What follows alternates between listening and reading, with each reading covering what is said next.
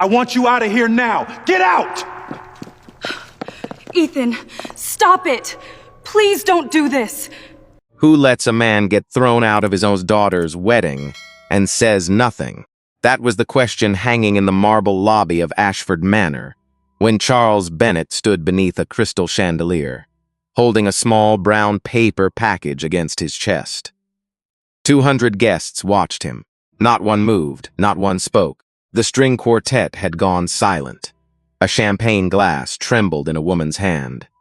Somewhere near the bar, a man cleared his throat, then looked down at his shoes, like the floor had suddenly become important.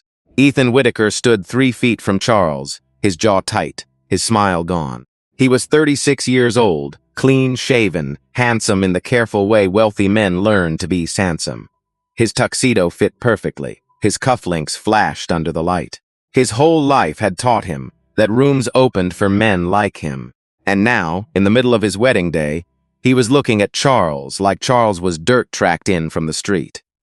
"Who let this man in?" Ethan said. His voice cut through the lobby.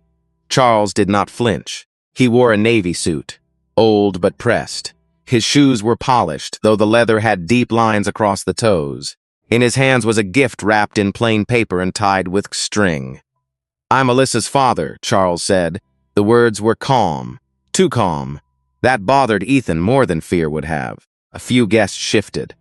Ethan's mother, Eleanor Whitaker, raised one hand to her pearls. His father, Richard, stared from across the room with the cold stillness of a man calculating damage. Ethan looked Charles up and down, slowly, cruelly. "Her father?" he said, "in that suit?" A laugh came from somewhere near the bar. Small, nervous, cowardly. Charles heard it. Everyone heard it. He kept his eyes on Ethan. "I came to walk my daughter down the aisle." Ethan stepped closer. The smell of bourbon and expensive cologne moved with him. "You came to embarrass her," he said, "and me." Charles's fingers tightened around the package. Inside it was a gold pocket watch that had belonged to his own father, scratched, heavy, still ticking after all these years. A simple gift, a family gift, the kind of thing money could not improve. Ethan pointed toward the entrance. Security. 2 guards moved forward, one older, one younger. The younger guard, Marcus Hill, hesitated when he reached Charles. He saw the man's face. Not anger, not shame, something heavier. Dignity under pressure, pain under control. "Sir," Marcus said quietly, "maybe we should check the guest list." Ethan turned on him. "I didn't ask you to check anything." Marcus swallowed. Ethan's voice dropped, but it carried. "Remove him now, or find another job before dinner." The older guard placed a hand on Charles's shoulder. Not hard, but final. "I'm sorry, sir," he said. Charles looked at the hand, then at Ethan, then at the guests who had suddenly forgotten how to breathe. He understood the room in one glance. The money, the silence, the permission people give cruelty when cruelty is wearing a tuxedo. Then Charles nodded once. "All right?" He turned toward the doors. His shoes echoed against the marble. Each step sounded louder than the last. Behind him, one of Ethan's friends muttered, "Somebody tell the shelter they lost one." A few people laughed. Not many. Enough. Charles stopped for half a second. Only half. Then he kept walking. The oak doors opened. Cold afternoon air slipped into the lobby. The sunlight outside struck the side of his face, showing the silver in his beard and the tired strength in his eyes. He did not shout. He did not beg. He did not explain who he really was. Not yet. Because Ethan Whitaker had made one mistake that powerful men often make. He thought respect was something poor-looking people had to earn. He thought a quiet man had no influence. He thought a father in an old suit could be humiliated without consequence. And before the sun went down, everyone in that room would learn exactly how wrong he was. 6 hours earlier, Charles Bennett stood in his small kitchen in Bridgeport, Connecticut, pressing the same Navy suit. Ethan would later mock in front of strangers. Steam rose from the iron in soft white bursts. The apartment was quiet except for the hiss of heat, the drip of a tired faucet, and the low hum of the refrigerator. Morning light slid through the blinds in thin gray lines. It touched the cracked tile floor. It touched the wooden table. It touched 2 framed photographs near the coffee maker. In one photo, Alyssa was 6 years old, sitting on Charles's shoulders at a 4th of July parade. Her front teeth were missing. Her hands were sticky from a red snow cone. She was laughing so hard her eyes were almost closed. In the second photo, she was 22, wearing a graduation cap and holding a diploma against her chest. Charles stood beside her in the same navy suit. Back then, the suit had looked newer. He had looked younger, but the pride in his face had not changed. He turned off the iron and ran one palm down the jacket sleeve, slow, careful, like the cloth deserved respect. On the table sat the wedding gift, a gold pocket watch, his father's. The back was scratched from years of use. The chain had been repaired twice. It was not expensive anymore, not in the way rich people measure things. But Charles knew what it carried.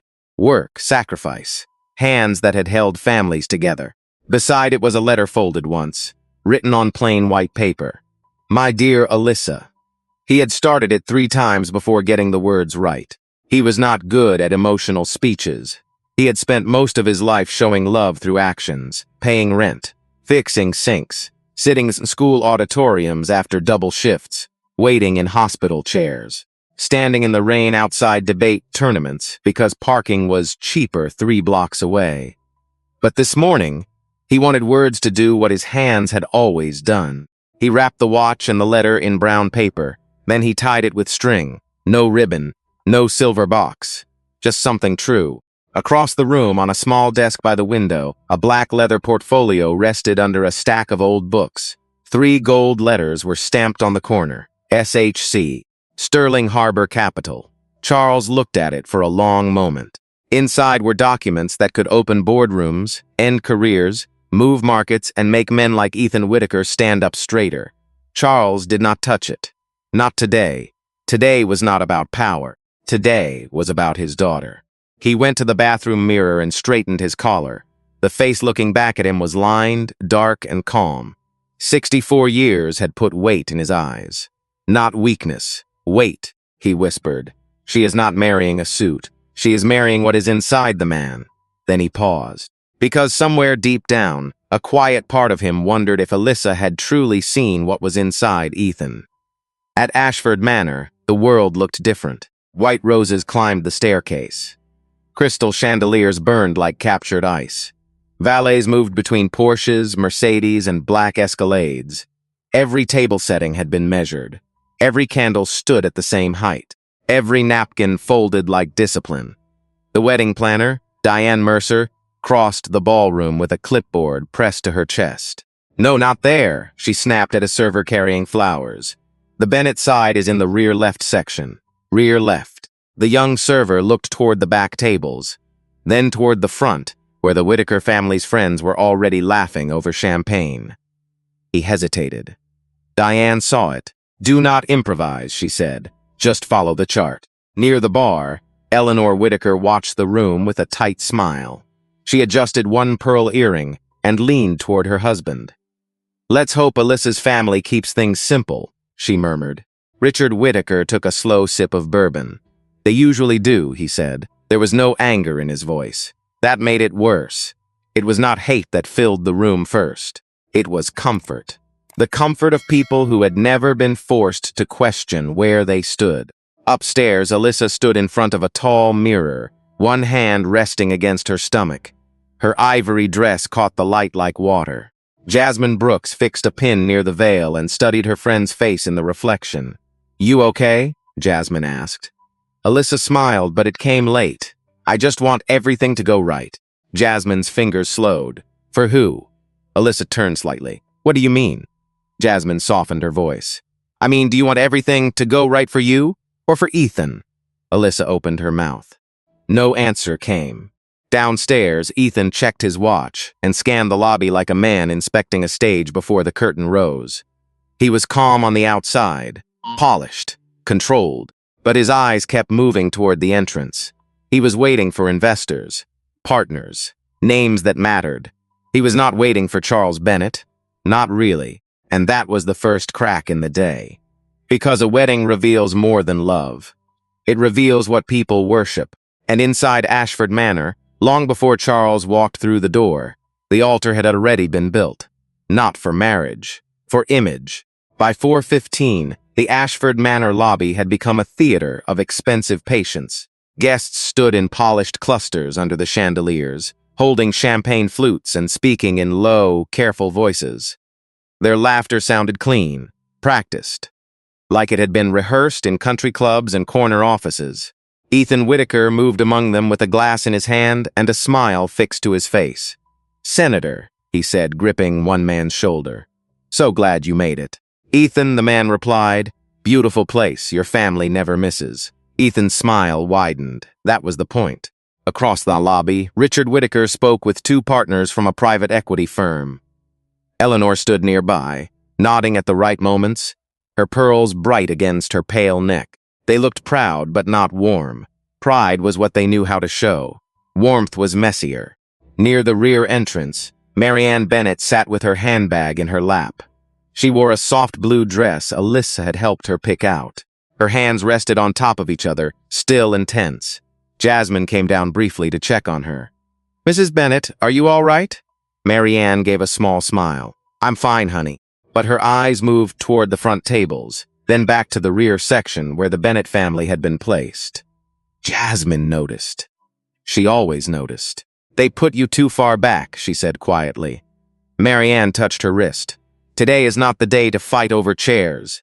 Jasmine looked toward the lobby, where Ethan was laughing with men who had not even glanced their way. "Sometimes chairs tell the whole story," she said. Marianne did not answer. She only looked down at her hands. Outside, a yellow cab turned into the long private drive. The valet saw it first. He was 19, maybe 20, with a red vest and a practiced smile that faded the second the cab rolled up between a black Range Rover and a silver Porsche. The cab stopped. The back door opened. Charles Bennett stepped out.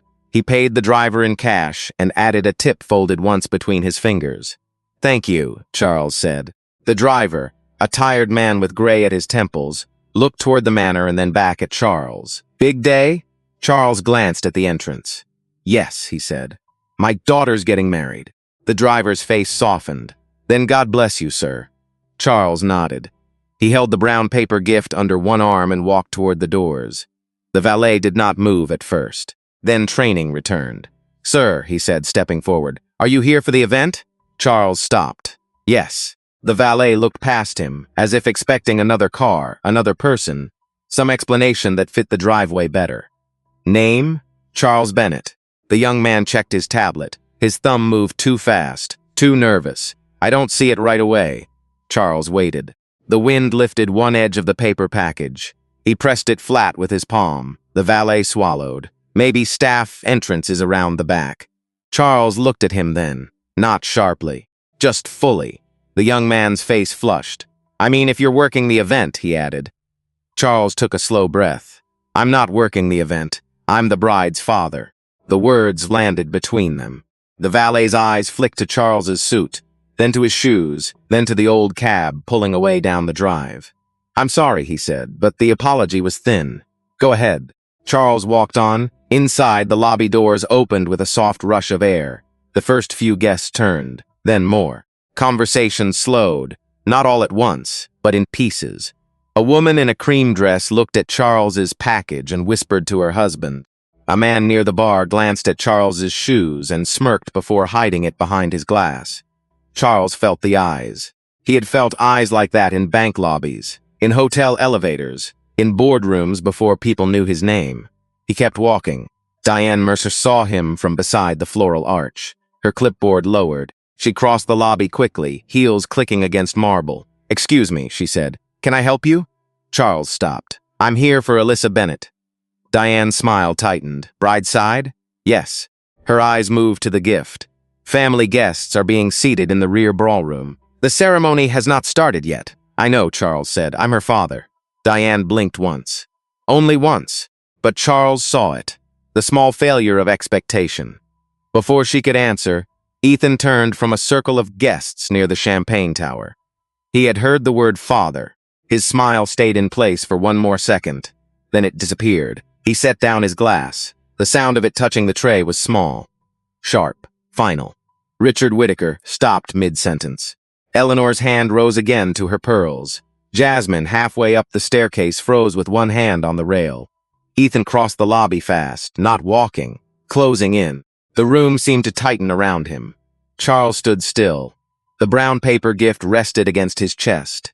Ethan stopped 2 feet away. His eyes were bright now, angry, embarrassed, afraid of what his guests might think, which made him crueler. "What is this?" Ethan said. Charles answered evenly. "I'm Charles Bennett, Alyssa's father." Ethan leaned back as if the words smelled bad. "No," he said. "No, this is not happening." The lobby quieted. Diane looked down at her clipboard, then up again, trapped between manners and money.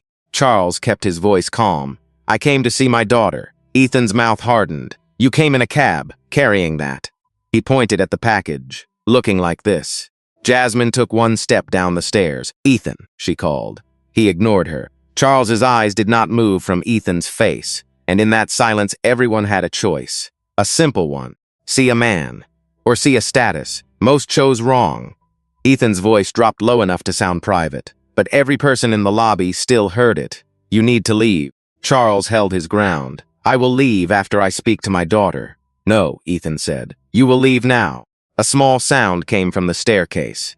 Jasmine had moved down another step, one hand gripping the rail. Her eyes were fixed on Charles. She had seen him in old photos, blurry ones, birthday parties, graduation day. A man always standing beside Alyssa, never in front of her. "Mr. Bennett," Jasmine said. Charles turned slightly. Before he could answer, Ethan snapped, "Jasmine, go back upstairs." She froze, not because she wanted to obey, because she understood the danger of men who confuse control with leadership. Ethan faced Charles again. "You were told where to go," he said. "Bride's side is in the rear ballroom." Charles's eyes narrowed, just a little. "I am not a distant cousin looking for table 9. I am her father." That sentence changed the air. It was not loud. It did not need to be. A few guests looked away. Marianne Bennett rose from her seat near the rear entrance, her blue dress shaking softly around her knees. She saw Charles. Then she saw Ethan blocking him. Her face tightened with something older than surprise. She started forward. Richard Whitaker stepped into her path with a polite smile. "Mrs. Bennett," he said, "perhaps we should let Ethan handle this." Marianne looked at him. "Handle what?" Richard's smile did not reach his eyes. "A misunderstanding." Marianne's hand closed around her handbag strap. "My husband is not a misunderstanding." Richard said nothing. He only moved half a step aside, but late. Too late to be decent. Near the bar, Ethan's best man, Logan Price, leaned toward another groomsman. He had already had too much bourbon. His cheeks were red. His bow tie sat crooked. "Man," Logan muttered. "This is why you run background checks on in-laws." The other man gave a nervous laugh. Charles heard it. So did Marcus Hill. The young guard's jaw tightened. Ethan pointed at Charles's package. "What is that?" "A gift for my daughter. In a grocery bag?" "It is wrapped. It looks cheap." Charles looked down at the brown paper for a moment, then back up. "It belonged to my father." For the first time, something flickered in Ethan's eyes. Not compassion. Annoyance. He did not want meaning in the room. Meaning complicated the picture he was trying to paint. He reached out and tapped the package with 2 fingers. Charles pulled it back. A quiet line had been crossed. Ethan smiled then. Small. Ugly. "You people always make everything emotional." The silence after that was different. Deeper. Even the guests who wanted to pretend this was about clothing or etiquette understood what had just been said. Marianne stopped walking. Jasmine's mouth opened. Diane Mercer lowered her clipboard to her side. Charles did not blink. He had heard cleaner words used for the same poison. He had heard it in hiring meetings, in private clubs, in boardrooms where men smiled before voting against him. Racism did not always shout. Sometimes it adjusted its cufflinks and called itself standards. "Son," Charles said quietly, "you should think carefully about the kind of man you are becoming in front of witnesses." Ethan's face hardened. "Do not call me son. Then act like a man." The words landed hard. Logan stopped smiling. Eleanor Whitaker whispered Ethan. But Ethan was past listening. His pride had become a driver with no brakes. He turned sharply. Security. Marcus took 1 step, then stopped. The older guard, Paul, moved faster. He had a mortgage, a sick wife, and no appetite for rich people's anger. His face carried shame before his hand even reached Charles. "Sir," Paul said softly, "please don't make this harder." Charles looked at him. "I am not the one making it hard." Paul swallowed. "I know." That almost broke something in Marcus. He looked at Ethan, then at Charles, then at the room. He wanted to say the sentence everyone else was thinking. This is wrong. But wanting is not courage. Courage is what leaves the mouth. His did not. Paul touched Charles's shoulder. Ethan raised his voice. "Get him out before my bride sees this." At that exact moment upstairs, Alyssa stood in her bridal suite and felt the shift before she knew why. The music had stopped. The house had gone too quiet. Her mother's cousin pushed open the door without knocking, phone clutched in her hand, face drained. "Alyssa," she whispered. Alyssa turned from the mirror. The veil trembled behind her. "What happened?" The woman's lips shook. "It's your father." Downstairs, Charles was being walked toward the front doors. Not dragged. Not yet. But removed. That was the word people would use later because it sounded cleaner. Removed, as if he were a stain, as if dignity could be escorted out by the arm.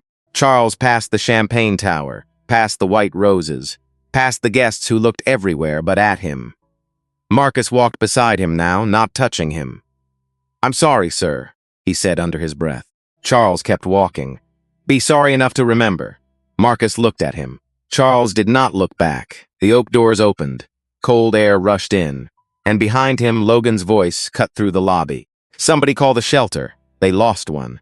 This time the laugh came louder, short, cruel. A loud Charles stepped outside. The doors closed behind him with a heavy wooden thud. Inside, Ethan straightened his jacket. He breathed once, then smiled at the room as if he had saved the wedding. But upstairs, Alyssa was already running. Alyssa ran barefoot down the grand staircase, one hand lifting the front of her wedding dress, the other gripping the railing so hard her fingers ached. Her heels were somewhere behind her on the bridal suite floor. She did not care. The house blurred around her, white roses, gold frames, faces turning. A server stepped back so fast a tray of champagne glasses rattled against each other. Jasmine ran behind her. "Alyssa, slow down."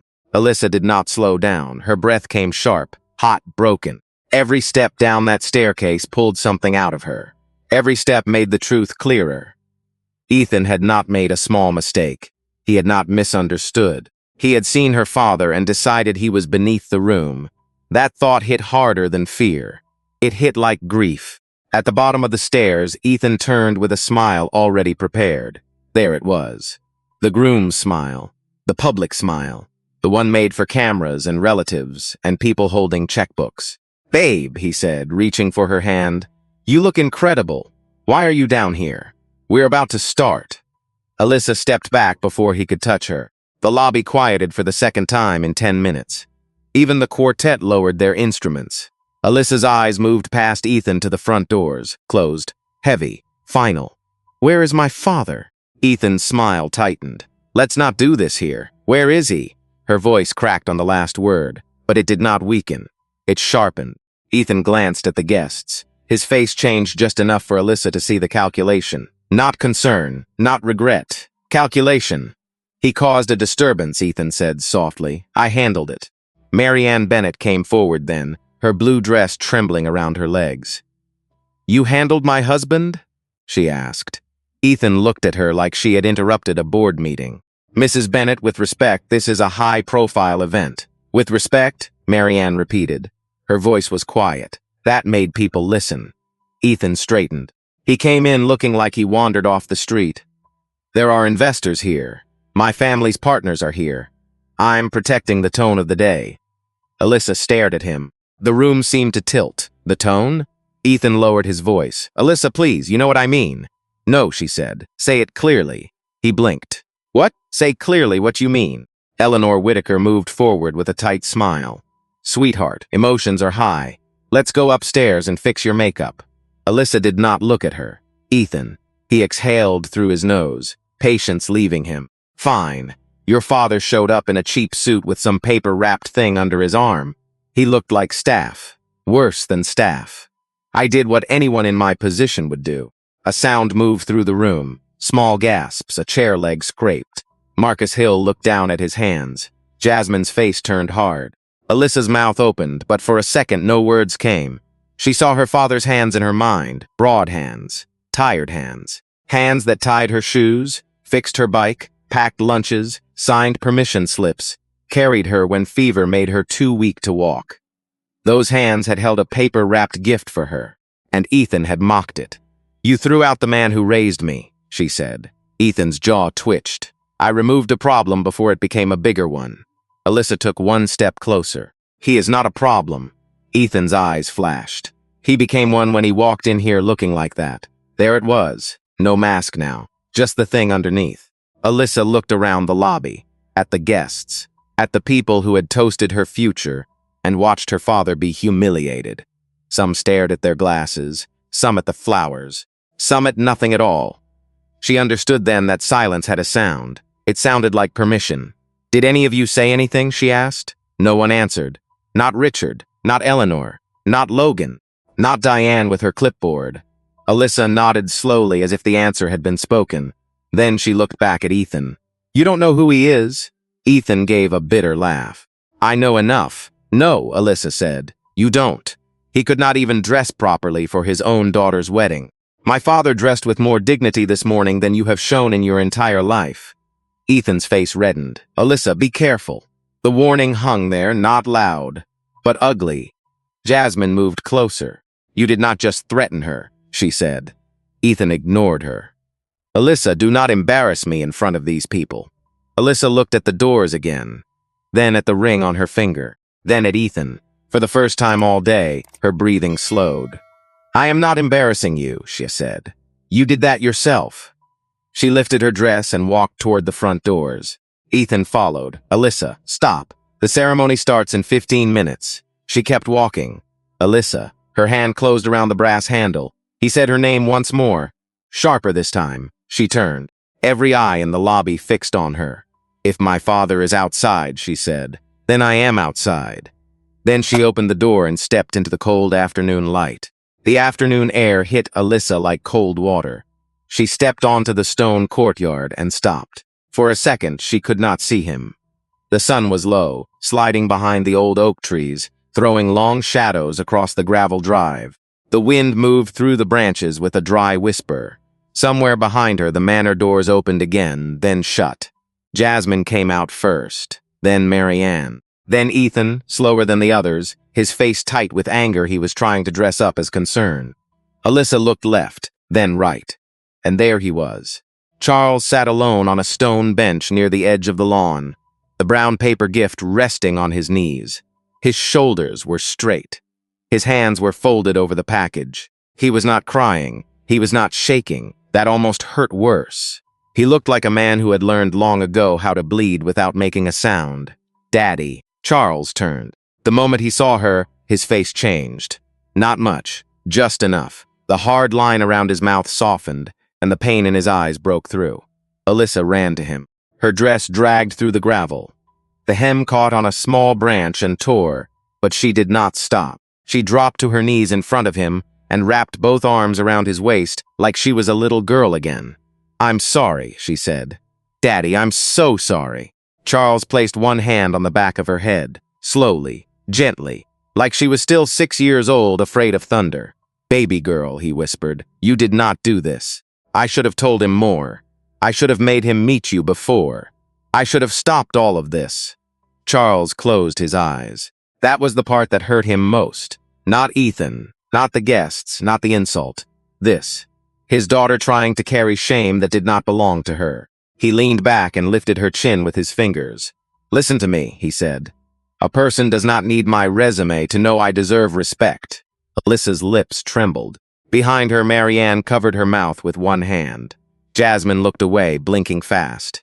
Even Ethan stopped walking for a moment. Charles's voice stayed low. "If a man needs to know your father's title before he treats him like a human being, then that man has already told you everything." The words settled over the courtyard. No one argued, not even Ethan. For a few seconds, only the wind spoke. Then Ethan stepped forward. "Charles," he said, forcing a softer tone. "There was a misunderstanding." Charles looked up at him. No anger. That made Ethan uneasy. "A misunderstanding?" Charles asked. Ethan spread his hands. This got out of control. Emotions were high. I thought there was a security issue. Marcus Hill, standing near the door, looked down. He knew that was a lie. So did everyone else. Alyssa stood slowly.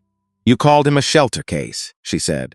That was Logan, Ethan said quickly. You called him worse. Ethan's eyes flicked to the others. Damage control again.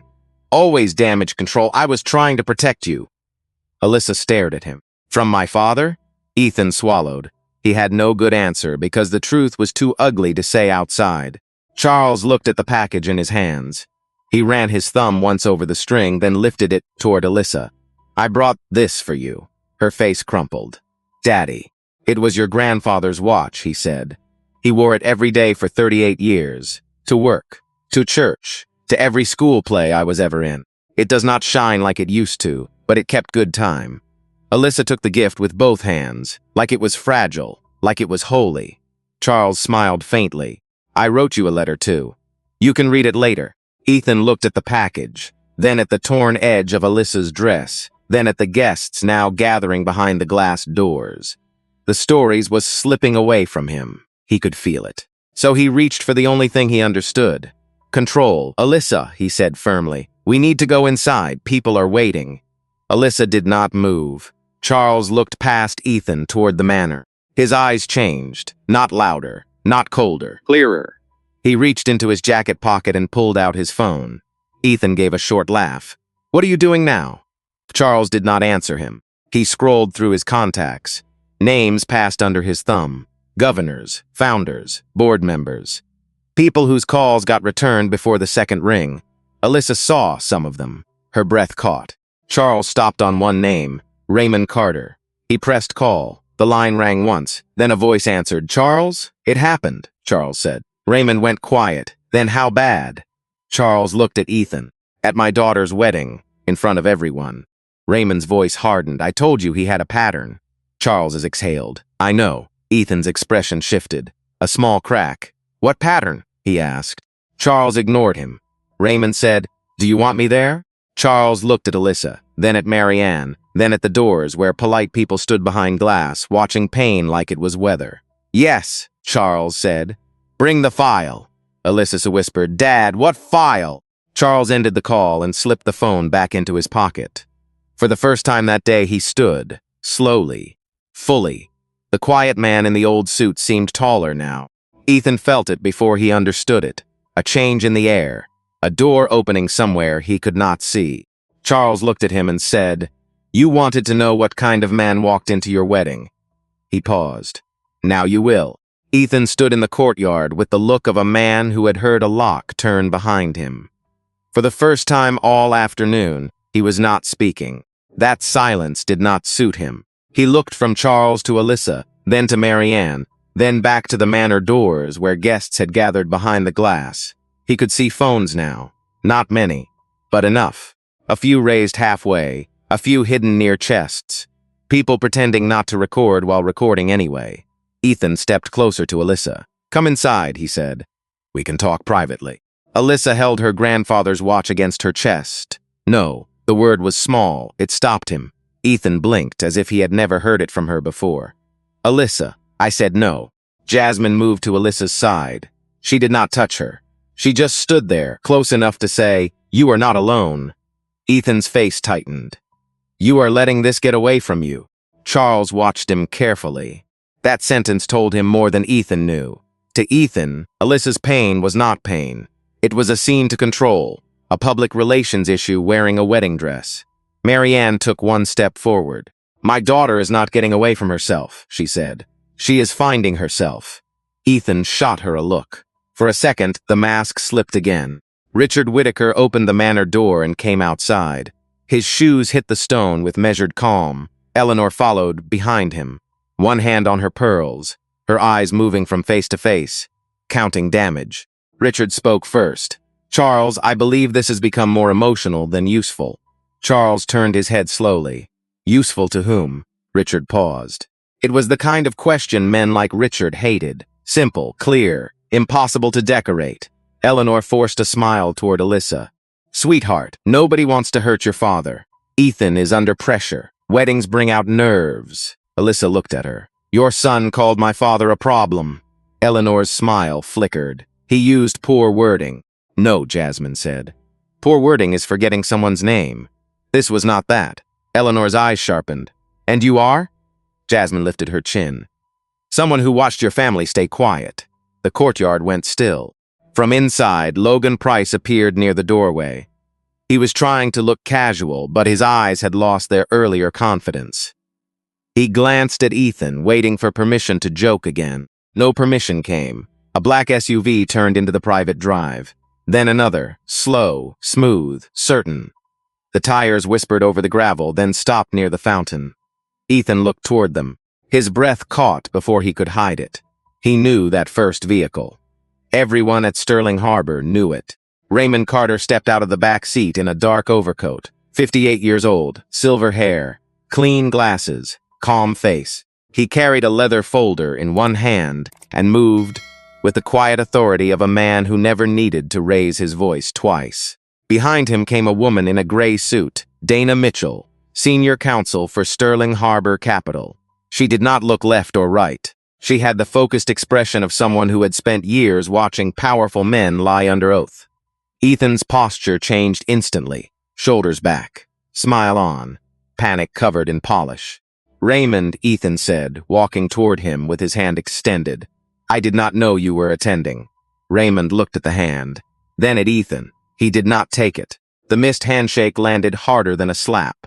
Ethan's hand stayed in the air for half a second too long before dropping. Raymond turned to Charles. Mr. Bennett. Not Charles. Not Buddy.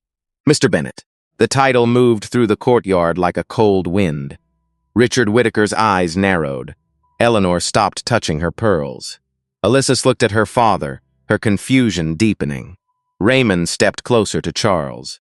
I am sorry, he said. Truly. Charles nodded once. Thank you for coming. Dana Mitchell opened her folder and removed a printed packet, clipped and cleanly at the corner. Ethan laughed once. Too loud. What is this? Some kind of legal theater? Dana looked at him. No, Mr. Whitaker. This is documentation. The word made him stiffen. Raymond faced the manor doors, then the courtyard, then the guests watching through glass. Since this incident happened in front of witnesses, he said, it should be corrected in front of witnesses. Charles did not stop him. Alyssa's breathing slowed. Ethan looked suddenly younger, not innocent, just exposed. Raymond's voice stayed level. For those who do not know me, my name is Raymond Carter. I am Chief Financial Officer of Sterling Harbor Capital. Murmurs moved behind the glass, Raymond continued.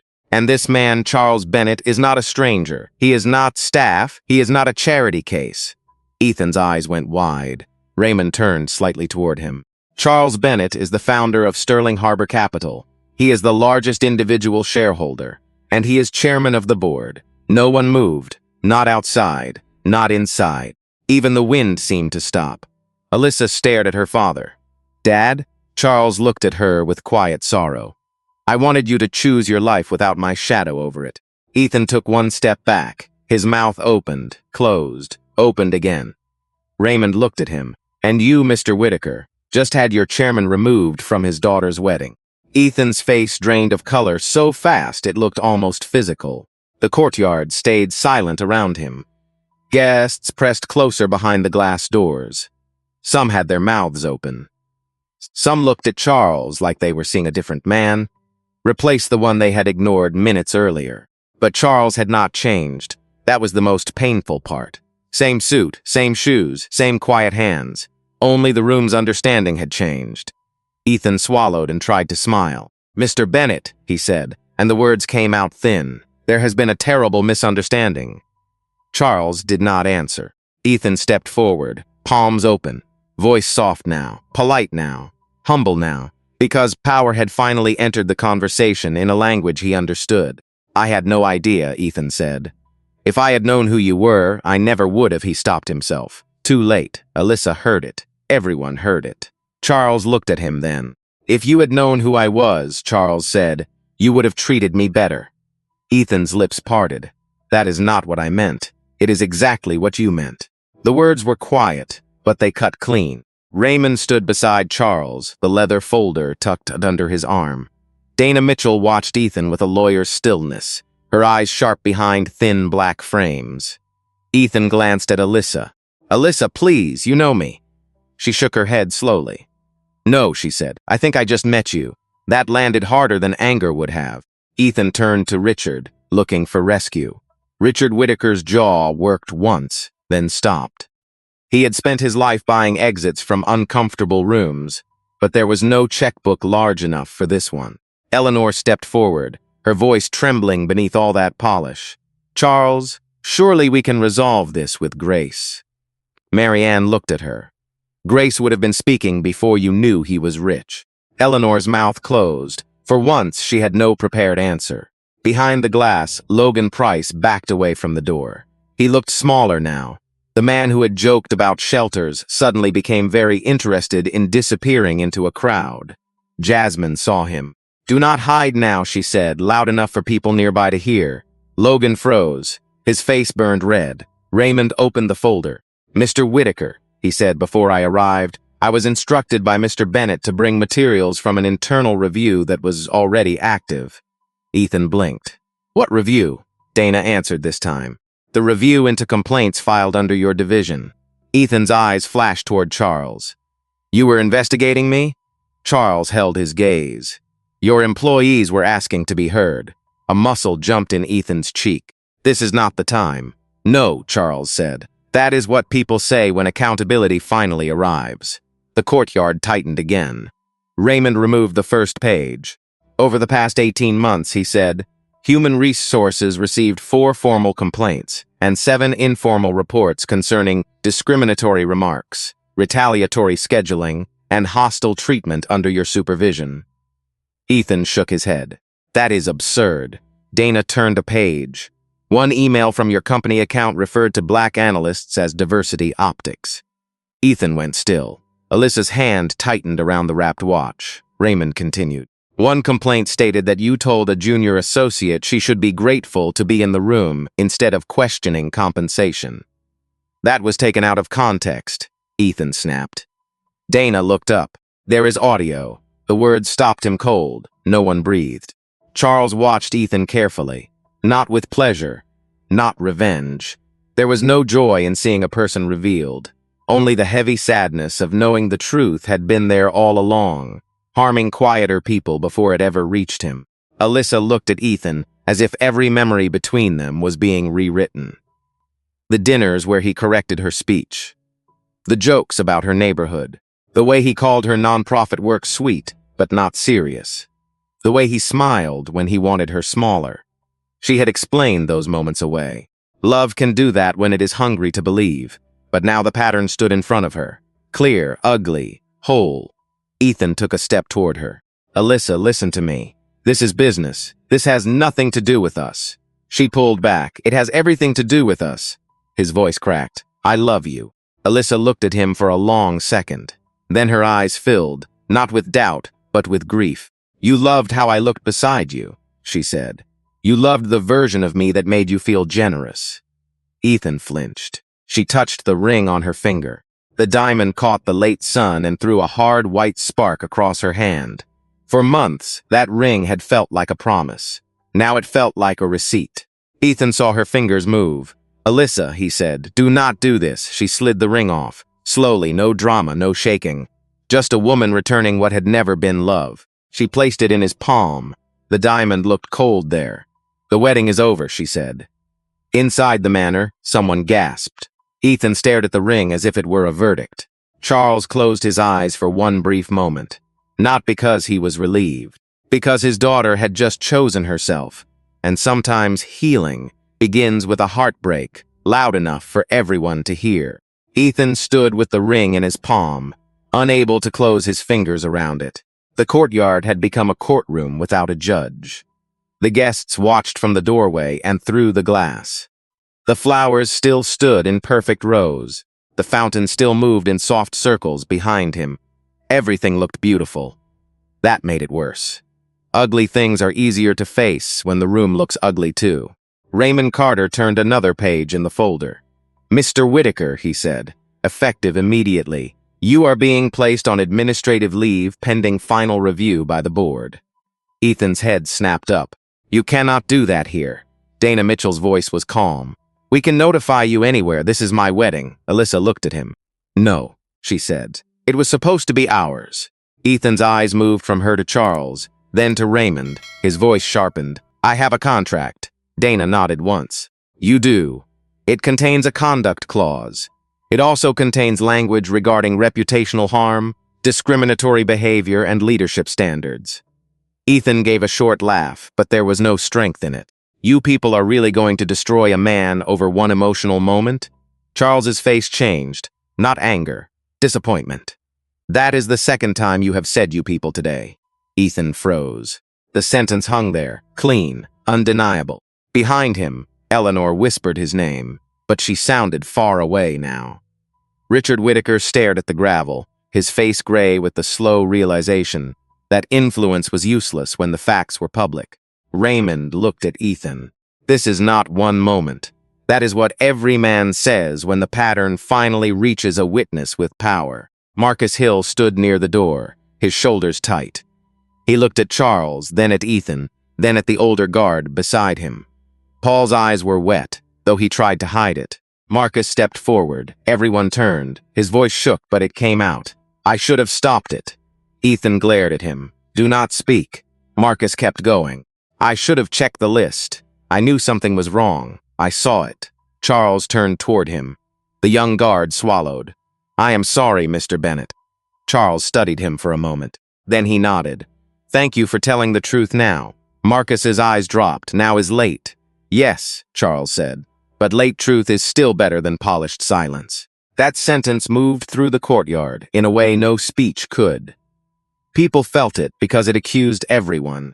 Diane Mercer lowered herself onto a stone planter, clipboard limp in her lap. She stared at the seating chart as if the paper had betrayed her. But she knew better. Paper does not arrange people by value. People do. Jasmine reached for Alyssa's hand. Alyssa let her take it. Marianne walked to Charles and stood beside him, shoulder to shoulder. For years, she had watched him hide the weight of who he was, so Alyssa could build a life untouched by wealth. Now she saw the cost of that choice on his face. You should have told her sooner, Marianne said softly. Charles looked at Alyssa. I know. Alyssa's eyes filled again. You thought you were protecting me? I thought I was giving you room, he said. I did not want men to love your access and call it love for you. She breathed in, shaky and slow.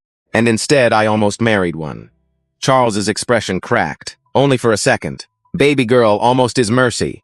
Ethan heard that and snapped. This is insane, Alyssa. You are throwing away your future because your father got his pride hurt. Alyssa turned to him with a stillness that made him step back. My father's pride is not the problem. Your character is. No one spoke. Raymond closed the folder. Mr. Whittaker, company access will be suspended by end of business today. You will receive formal notice from counsel. Do not contact employees involved in the complaints. Do not attempt to delete records. Do not enter any Sterling Harbor office without written authorization. Ethan stared at him. He had walked into the day as a groom, an executive, a man surrounded by names and money. Now every title was sliding off him, one by one. The guests behind the doors began to move, not toward the ballroom, away from it. Some embarrassed, some frightened, some suddenly urgent to be nowhere near the story when it spread. Logan Price tried to slip past the hedges. Jasmine pointed at him, apologize before you run. Logan stopped, his mouth opened, then closed. He looked at Charles. I was drunk, he said. Charles did not blink. That explains your volume, not your heart. Logan looked down. I am sorry. Charles nodded once. Not forgiveness. Not yet. Just acknowledgement. Alyssa turned toward the manor. The white roses, the open doors, the waiting aisle. The dream had collapsed, but she was still standing. She looked at her father. Can we go home? Charles looked at her ruined hem, her bare feet, the gift in her arms. Then he offered his hand. Yes, he said. We can go home. And for the first time that afternoon, Alyssa did not feel like a bride leaving a wedding. She felt like a daughter being carried back to herself. Charles did not call for a limousine. He did not ask Raymond to arrange a car. He walked with Alyssa across the gravel drive toward the same yellow cab that had returned to the edge of the property. after the driver realized something had gone wrong. The driver stepped out when he saw them coming. His eyes moved to Alyssa's torn dress, her bare feet, the gift clutched against her chest, and Charles walking beside her like a wall that had learned how to be gentle. "Sir," the driver said softly, "you all right?" Charles gave him a tired smile. "We are now." Behind them, Ashford Manor glowed in the late sun. The chandeliers still burned. The roses still stood. The ballroom still waited for a wedding that would never happen. But nobody in that courtyard looked powerful anymore. Not Ethan, not Richard, not Eleanor. They stood among expensive flowers and broken silence, watching a man they had dismissed walk away with the only thing that mattered: his daughter. Alyssa stopped before getting into the cab. She turned back once. Ethan was still holding the ring. He looked smaller from a distance, not because he had lost money, not because he had lost status, but because everyone had seen what his status had been hiding. Raymond stood near the manor doors with Dana Mitchell beside him. Guests slipped past them in quiet groups. Some avoided Charles's eyes. Some looked ashamed. A few whispered apologies they were too late to earn. Marcus Hill stepped forward before the cab door closed. "Mr. Bennett." Charles turned. Marcus removed his security badge from his jacket and held it in his hand. "I do not want to work for people who make me choose my paycheck over my conscience." Charles looked at the badge, then at the young man. "That choice will cost you something." Marcus nodded. "I know," Charles's voice softened. "Then make sure it buys you your self-respect." Marcus swallowed hard. His eyes shone, but he stood straight. "Yes, sir." Alyssa watched that exchange and felt something settle inside her. Pain was still there, shame too. But beneath it, something sexier was forming. A lesson she would carry for the rest of her life. Respect is not proven when it is easy. It is proven when it is expensive. Later that night, the story spread. Not all at once, first through private texts, then short videos, then headlines that used words like scandal and executive disgrace. But Charles did not watch the clips. He sat at Marianne's kitchen table with Alyssa, still in her dress, drinking tea from an old blue mug. The pocket watch lay open between them, ticking, steady. Alyssa unfolded the letter with careful hands. She read it once, then again. Halfway through, she covered her mouth and cried in a way she had not allowed herself to cry all day. Charles did not tell her to stop. He did not tell her to be strong. He just sat beside her. Because sometimes healing does not need advice. Sometimes it needs a chair, a quiet room, and someone who stays. In the weeks that followed, Sterling Harbor Capital opened an independent review. Employees who had been ignored were finally interviewed. Complaints that had been buried were placed in the light. Ethan Whitaker was terminated for cause. His access was revoked. His name disappeared from the leadership page before the month ended. But Charles pushed for more than punishment. Punishment was not enough. A company could fire one man and still keep the soil that grew him. So he created the Bennett Leadership Fellowship, a paid program for first-generation professionals entering finance, operations, and corporate law. He required mentorship, transparent reporting, anonymous complaint channels, real consequences, not slogans, system. At the first fellowship dinner, Charles wore the same Navy suit. A young analyst asked him why. Charles smiled and touched the sleeve.